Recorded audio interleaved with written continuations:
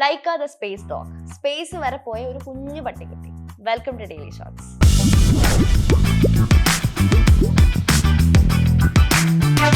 1957 November 3 ബഹിരാകാശ പരീക്ഷണങ്ങൾക്കായി ലൈക്കയെ സ്പേസിലേക്ക് അയച്ച ദിവസമാണിത്.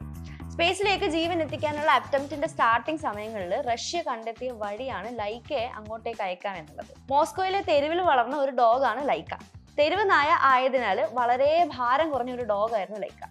മനഃപൂർവ്വമാണ് തെരുവ് നായയെ അയച്ചത്. കാരണം തണുപ്പും ചൂടും പട്ടിണിയും ഒക്കെയായി യൂസ്ഡ് ആയ തീരെ പാമ്പേർഡ് അല്ലാത്ത ഒരു ജീവിയായിരുന്നു അവർക്ക് ആവശ്യമായുള്ളത്. മനുഷ്യന്റെ ബോഡിലി ഫംഗ്ഷൻസുമായി ഒത്തിരി സിമിലാരിറ്റി ഉണ്ട് ഡോഗിന്റെ ഇന്റേണൽ തിങ്സിന്. ആൻഡ് അതുകൊണ്ട് മനുഷ്യന് സ്പേസിൽ സർവൈവ് ചെയ്യാനാകുമോ എന്നുള്ളത് നോക്കുന്നതിന് മുന്നേ സേഫ്റ്റിക്ക് നായയെ അയച്ചതാണ്. പക്ഷേ ലൈക്കയെ കൊണ്ടുപോയ സ്പേസ് ഷിപ്പായ സ്പുട്നിക് 2 സ്പേസിലേക്ക് യാത്ര തിരിച്ച് കുറച്ചു നേരത്തിനുള്ളിൽ തന്നെ കണക്ഷൻ വിട്ടുപോയി. ചൂടും മോയ്സ്ചറിന്റെ കുറവും കാരണം ലൈക്ക മരിച്ചിട്ടുണ്ടാവാം എന്നാണ് ഇന്ന് വരെയുള്ള നിഗമനം.